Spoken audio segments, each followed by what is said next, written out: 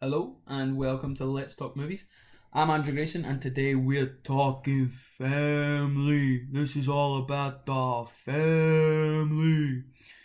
We're here to talk about Fast and Furious 8 or Fate of the Furious or Fast and Furious 8 or 8 Fast Families or Furiously Fateful Families. It's the 8th Fast and Furious film we're going to talk about. So this film's been out a couple of weeks now. I've been pretty busy, so I've been finding it hard to get these videos out, but I thought I would do it. I enjoyed the film, so I thought, alright, I'll do a wee review for it. So, again, these are the kind of films where I think it's very Marmite, to use a British term. You either love them or you hate them. Saying that, I don't love or hate them. They're alright. I'll go and turn my brain off and watch them. But it's that kind of film.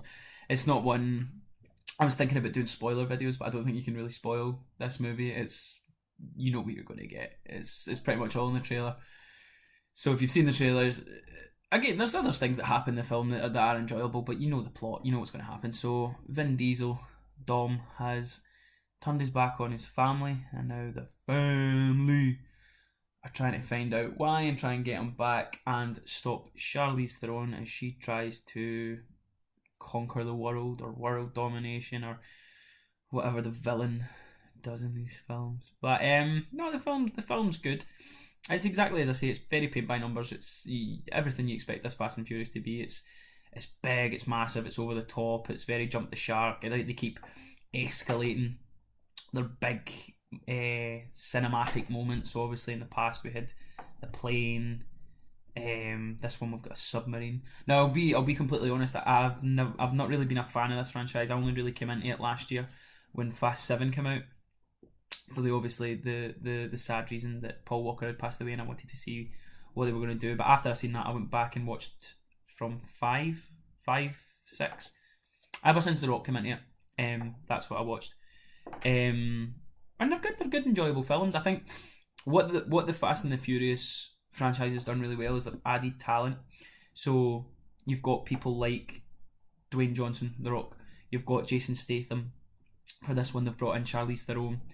Even Luke Evans. Luke Evans is in, I think, the 5th one, and that's something I would commend. They've brought in talent, so that makes it a much more enjoyable film. For me, the three best characters in Fast and Furious 8 are The Rock's character, Jason Statham, and Charlize Theron.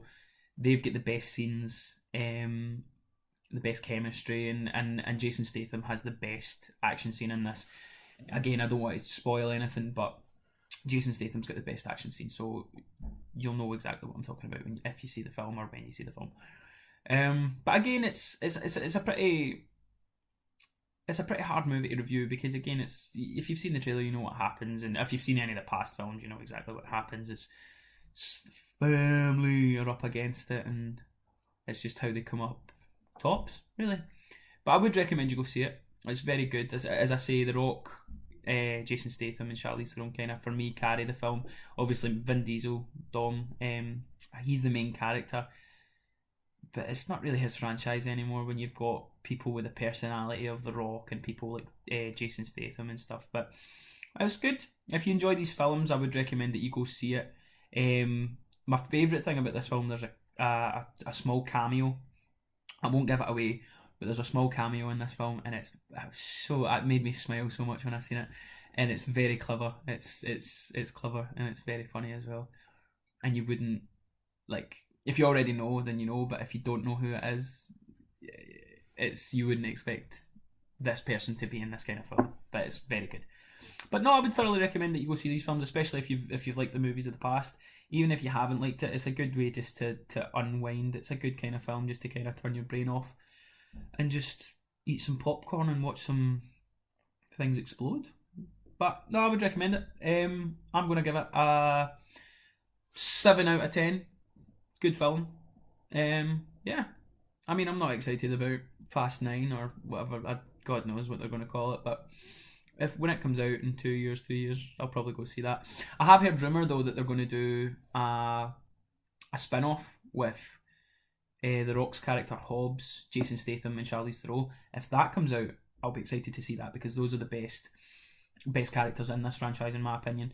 And I'm also interested in seeing Charlize's new film. I think it's called Atomic Blonde with James McAvoy, because she's very good on screen. She dominates the screen and she's very believable as an action star. So this is, but she's evil in this one, and she's the good guy in Atomic Blonde. So I'm excited to see that, and I've seen a trailer as well. Looks pretty good. But yeah, so you know the deal. If you like this video, hit the like button, share it, tell your friends, tell your family.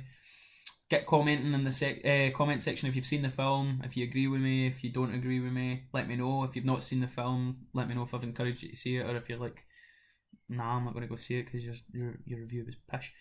But as I say, the reason I do these is I like to talk about films and I want to start a discussion. So find me at Andolph the Grey on Twitter, and find my Andrew Grayson at YouTube as well. So thanks for tuning in. See you next time.